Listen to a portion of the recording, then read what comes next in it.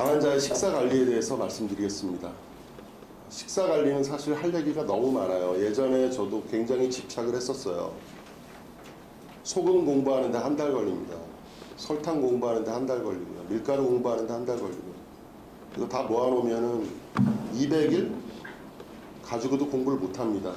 자기 자신의 식사관리, 나는 식사관리를 이렇게 할 거야 하고 공부하기 시작하면 200일은 금방 갑니다. 아까 말씀드렸지만 준비운동하다 쓰러집니다. 사소한데 집착하지 마시고요. 중요한 것 몇 가지를 확실히 지키는 게 훨씬 중요합니다.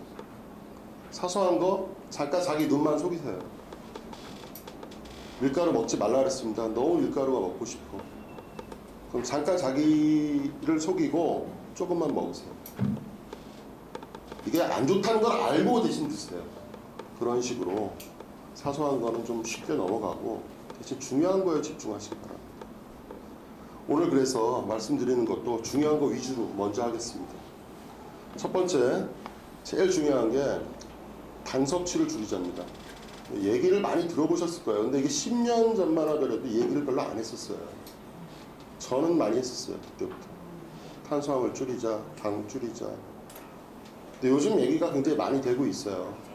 요즘은 이제 이게 어떤 거하고 같이 얘기가 되냐면 비만하고 같이 얘기가 되고 그 뉴스 같은 데서 얘기가 많이 되고 있어요. 당 섭취를 줄여야 한다. 탄수화물이 너무 많다. 암은 자기 자신의 생존과 성장을 위해서 자기 자신의 유일한 에너지원으로 당을 선택했습니다. 왜 암이 당만 먹고 클까?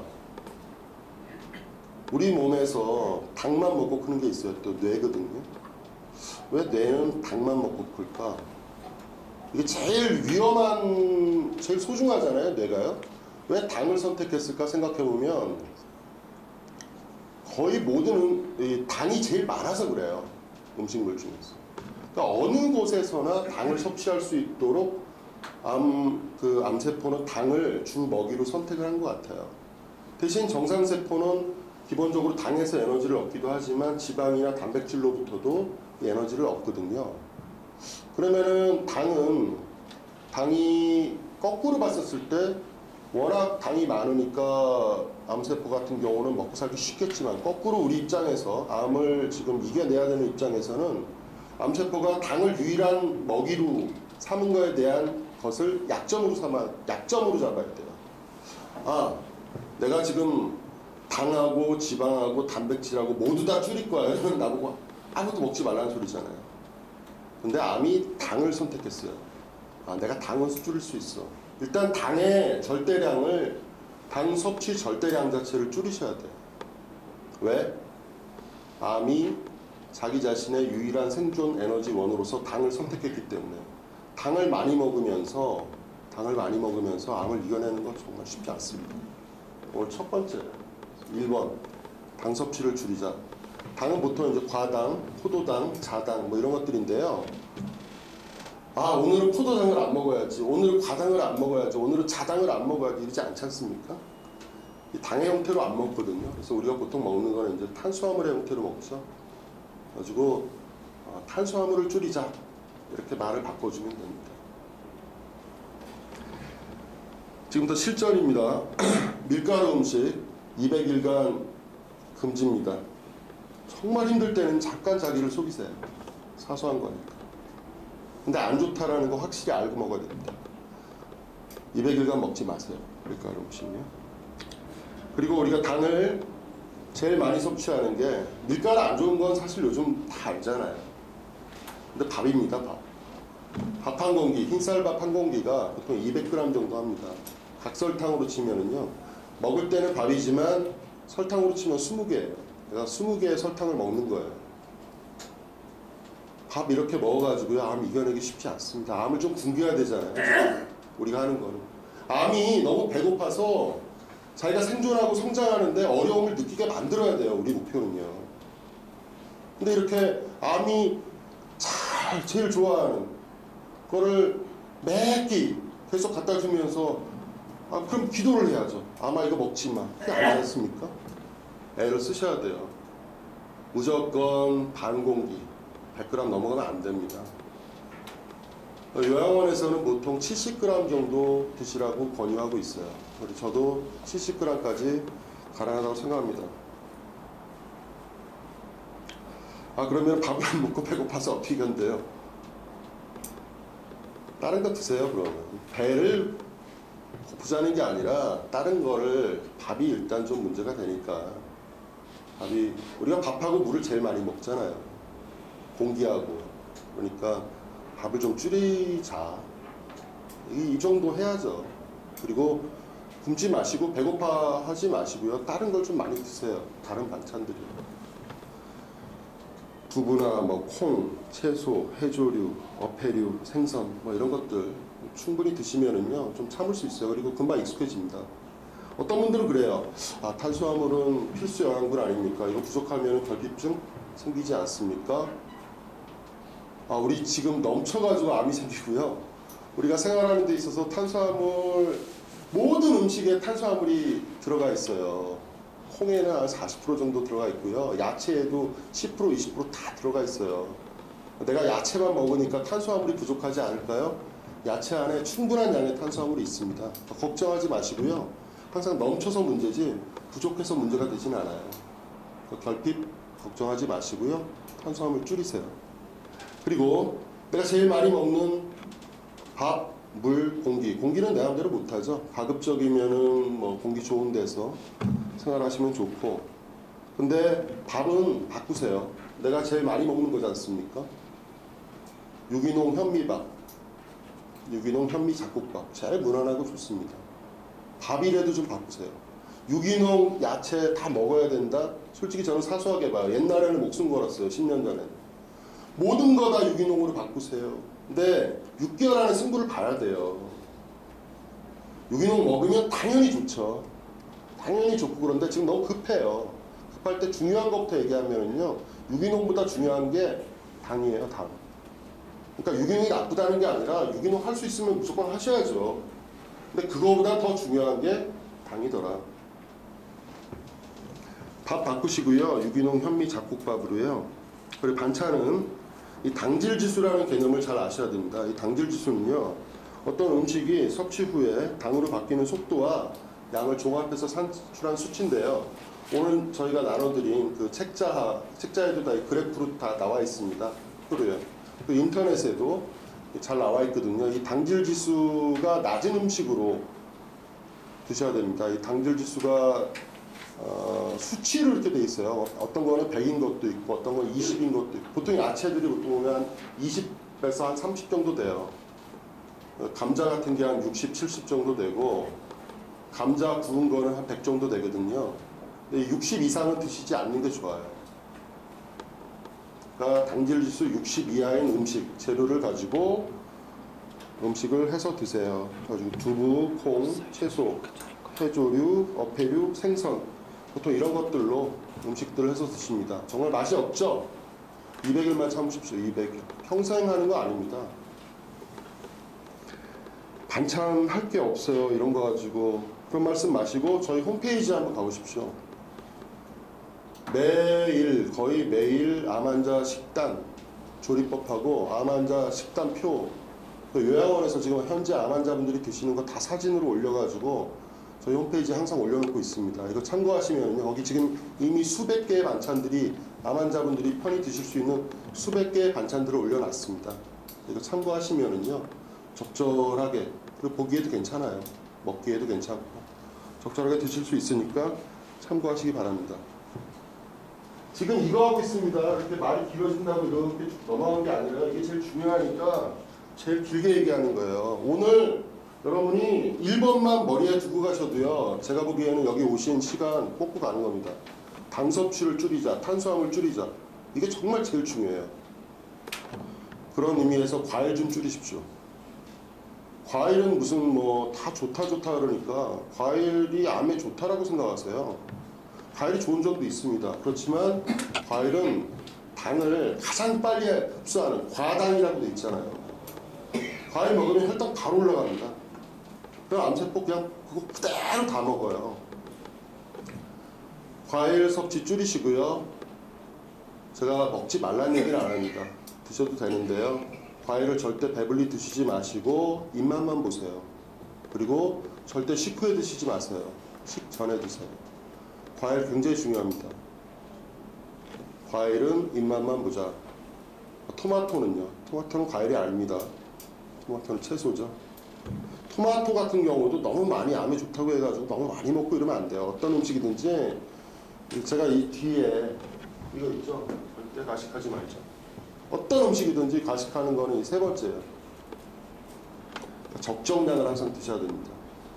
과일 너무 많이 드세요. 제가 보기에는. 식전에 드시고요. 이제 지금부터 제일 힘든 거 한번 불러보겠습니다. 라면, 밀가루 음식이죠. 국수, 칼국수, 수제비, 떡 드시면 안 됩니다. 꿀이 당연히 좋겠습니까? 안 좋겠습니까? 당연히 안 좋겠죠. 국산 꿀은요. 국산 꿀도 뭐 똑같죠. 안 좋죠. 꿀 드시지 마세요. 조청 이런 거 드시면 안 돼요. 당면, 그다음 감자, 고구마 삶거나 굽거나 다 드시지 마십시오. 왜? 당 섭취를 줄여야 되니까. 왜? 200일만 참으면 되니까. 밤, 묵, 도토리묵 이런 것도요. 이거 전분이 엄청납니다.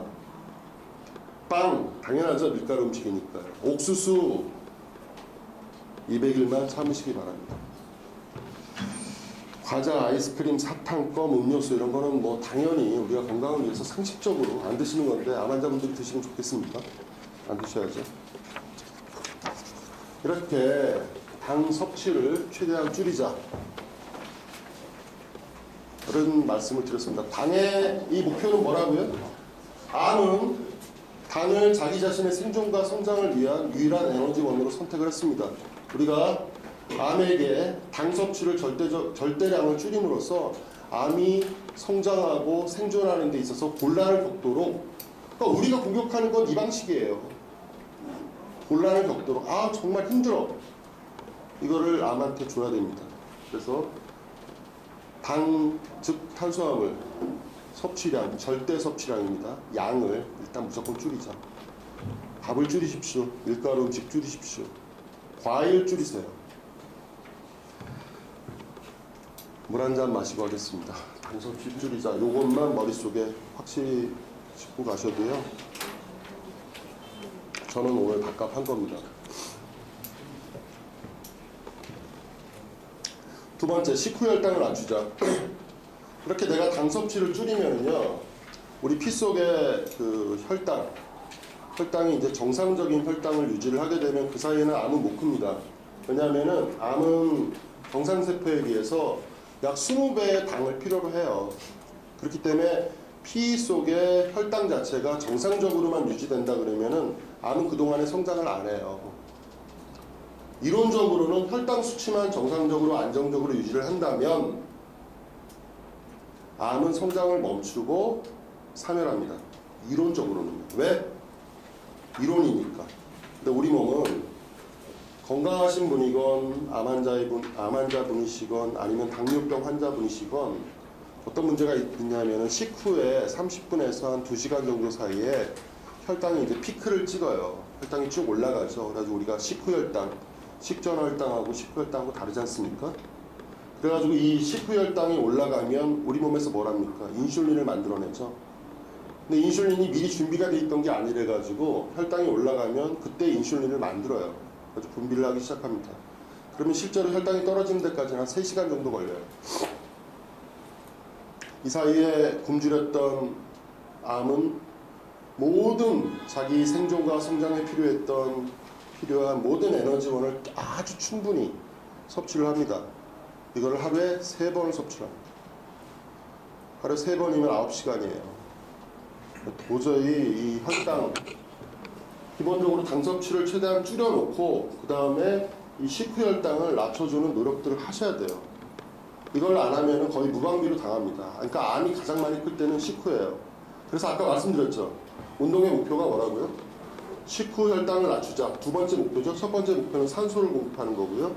이 식후 혈당을 낮추는 게 바로 운동의 목표고, 그리고 우리 식이요법에 있어서 두 번째로 중요한 것입니다.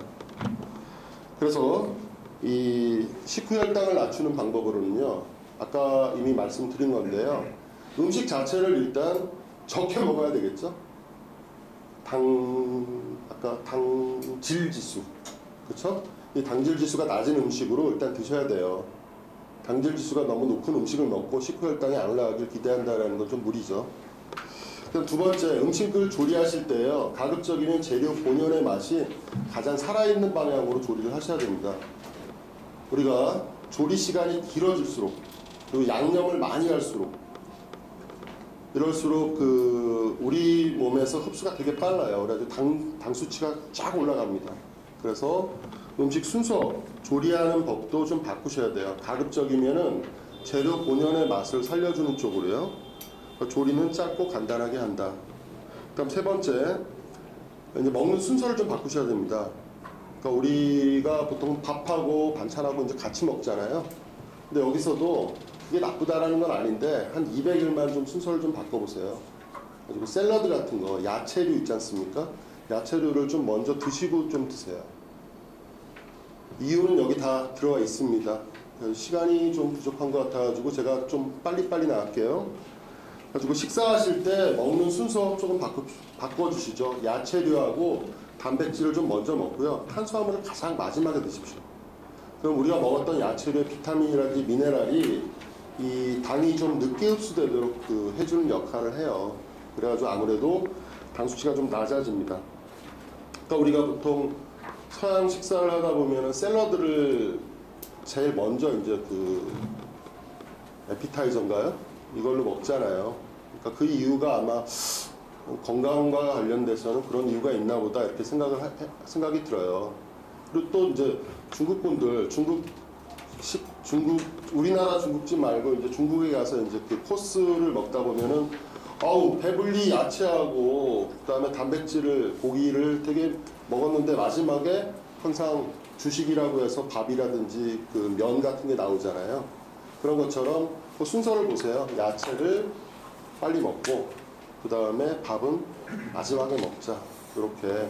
이게 식후 혈당을 낮춰주는 세 가지 방법입니다. 정리하자면 첫 번째, 당질 지수가 낮은 음식을 먹자. 두 번째, 조리는 짧고 간단하게.